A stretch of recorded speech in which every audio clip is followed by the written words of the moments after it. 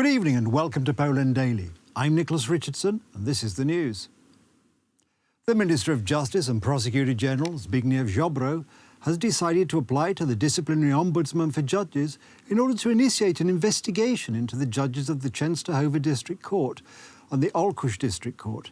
The judge's apparent passivity in the case of the tragic murder of 8-year-old Kamil is what led to his application. According to Prime Minister Mateusz Morawiecki, the fairest punishment for the murder of 8-year-old Kamil would be death. However, he added that it is currently impossible to introduce such a sentence into the Polish legal system.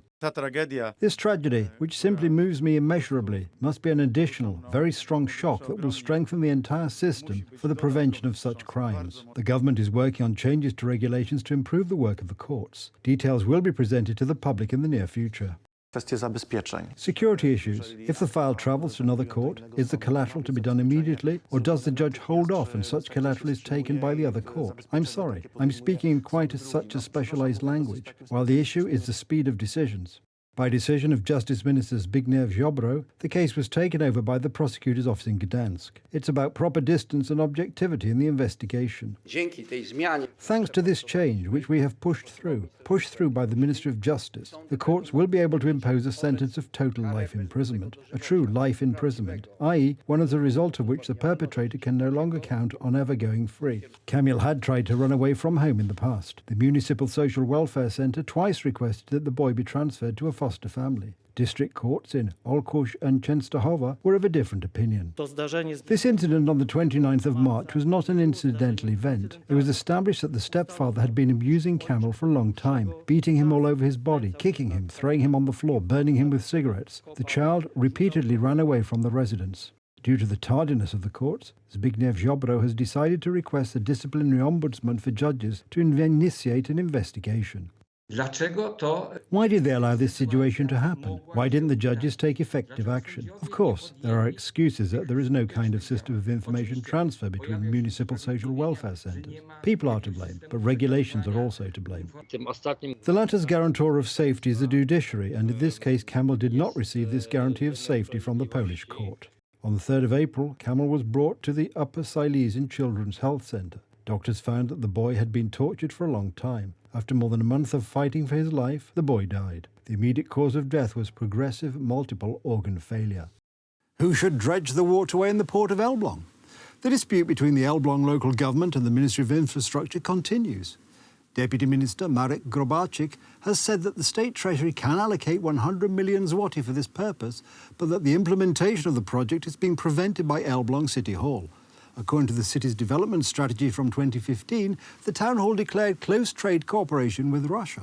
Although 7 months have passed since the opening of the Vistula Spit Canal, the port of Elbląg is still not fulfilling its potential. In order to increase the number of commercial ships handled at the port, the waterway leading to it needs to be deepened. The Ministry of Infrastructure believes that the Elbląg City Hall is responsible for this, while the City Hall is of the opposite opinion. The City Hall is hindering investment for incomprehensible reasons. The government wants to help, and the sooner the investment is made, the sooner it will start making a profit. According to the Infrastructure Ministry, the benefits of the investment would be substantial. Up to 1,000 vessels a year would enter the port after the deepening of the shipping channel. Now, most are served in Gdańsk or Gdynia. The Vistula Spit Canal was constructed despite skepticism from the opposition. The community, including the city management, got used to this narrative that Tusk said, "We will build, maybe tomorrow, maybe in the future." We took this thing seriously because we believed that Elbląg had a chance to develop through the port. It's a huge asset on which a regional power could be built. In 2015, the city government published a strategy for the development of the port of Elbląg. The document shows that trade was to be conducted mainly with entities from the east. Before the Vistula Spit Canal was built, as much as 96% of trade was with the ports of the Królewiec region. The second direction of the future specialization of the port of Elbląg is the operation of regular freight connections, communicating the Elbląg functional area with the Russian Federation. Elbląg, being the largest Polish cargo handling center on the Vistula Spit, is a natural center for exports and imports from the Kaliningrad region. It is worth mentioning that economic relations with Russia were tightening in 2015, right after the illegal annexation of Crimea. For many years, Russia has been trying to discourage Poland from making a cross-cut of the Vistula Spit for the reason that Russia controls the exit from the bay to the Baltic Sea, and therefore had the ability to influence the intensity of traffic of vessels heading to the port of Elbląg and to other ports on the Vistula Spit. The idea to cross the Vistula Spit was also criticized by some opposition politicians. The skeptics' arguments coincided with the Kremlin's opinion, which deemed the investment unprofitable. Today, the Senate is to vote on a bill to establish a commission to investigate Russian influence on the internal security of Poland in 2007 to 2022. This could have been done right after the Russian aggression against Ukraine last year. If, on the other hand, this commission is being formed 5 months before the elections, since we will have a new parliament in 5 months, it is difficult not to read the timing of this commission with the election campaign. We must realize that Poland is on the target of Russian special services. On the one hand, it may be about destabilization, and on the other hand, hitting the basic interests of the Polish state. Between 2007 and 2014, during the PO-PSL government when Tusk was prime minister, the debt to Gazprom for the transit of Russian gas through Poland was written off. The amount in question is more than $1 billion zloty. In addition, Donald Tusk sought to sign an unfavorable gas agreement with Russia for another quarter of a century. Not even the post-communists pursued such an overtly pro-Russian policy as Donald Tusk, who isolated us from the United States, who made Poland dependent on Russia for energy supplies. This armed our country, especially in the East, ordered his foreign minister to stand at attention in front of Russian foreign ministries. This was a policy of subordination to Russia. If the commission to investigate Russian influence is established, its work could begin as early as June. Its goal will be to clarify the Kremlin's influence not only on energy security issues, but on Poland's entire domestic policy.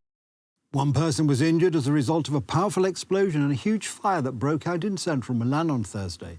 According to initial findings, a van carrying oxygen cylinders from a medical facility exploded. The explosion occurred around 11:30 a.m. At least 10 people were injured. A school and some buildings were evacuated. 10 parked cars were burned, and thick black smoke drifted over the area, visible even in Milan neighbourhoods far away from the site of the fire. According to preliminary information, a parked van carrying oxygen cylinders exploded on Via Per Lombardo in the Porta Romana area, adjacent to Milan's inner city. The fire also engulfed a nearby pharmacy and apartments in the building. An eyewitness described the moment when a van carrying oxygen cylinders exploded just in front of his restaurant.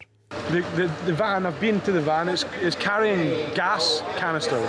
Like, I don't know if it's gas for the hospital or some kind of gas for something, but it was full of gas canisters.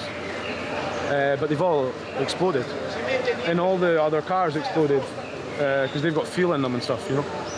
I went behind these cars, I went as close as I could to the van to try and extinguish the fire that started in the cabin.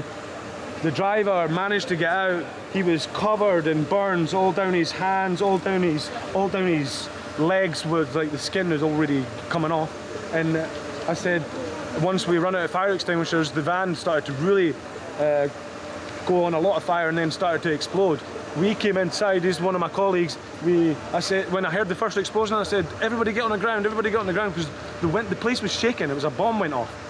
C'era un furgone bianco. I saw smoke coming out from a white van. The driver tried to put out the fire with the fire extinguisher, but then the flames spread. There were oxygen cylinders inside and they caught fire. The driver escaped and the van exploded and there were flames 20 meters high. È scappato via, poi è scoppiato il furgone. The city's mayor, Giuseppe Sala, ruled out foul play and confirmed that no one had died in the incident and added that the driver had sustained only light injuries. Firefighters quickly extinguished the blaze, which had sent clouds of thick black smoke into the sky.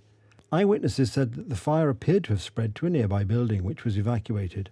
A local school was also evacuated. United States President Joe Biden said that Congress needs to move quickly to raise the federal government's $31.4 trillion debt ceiling in a Wednesday visit to a House district that Republicans won by a narrow margin in November. Biden's trip comes a day after he met top Republican and Democratic lawmakers for the first time in 3 months to try to move forward on the debt ceiling to avoid a historic default that the Treasury Department has warned could come in weeks. Because if we default on our debt, the whole world is in trouble. This is a manufactured crisis. There's no question about America's ability to pay its bills. America has the strongest economy in the world, and we should be cutting spending and lowering the deficit without a needless crisis, in a responsible way. This debate is about fundamental choices. Would you rather continue a subsidy of $30 billion for big oil or cut $30 billion from veterans? Would you rather cut big pharma or cut health care for Americans? These are real world choices. That's what's at stake, literally. In an appearance at Westchester Community College north of New York City, Biden discussed the need to move quickly to head off default. The college is located in a suburban district represented by Republican Congressman Mike Lawler, one of a handful of New York Republicans who unseated Democrats in 2022, giving their party its narrowed 222 to 213 House of Representatives majority. Democrats view Republican House members who narrowly won election as possibly vulnerable to being pressured into breaking with their party's leadership and voting for a bill to raise the debt ceiling without conditions. House Speaker Kevin McCarthy has said Republicans will not vote to raise the borrowing limit without an agreement to cut spending. That's the news. Thank you for watching. Stay with us for the weather, Poland Daily Business and more programmes. But from me, it's have a good night and a better tomorrow.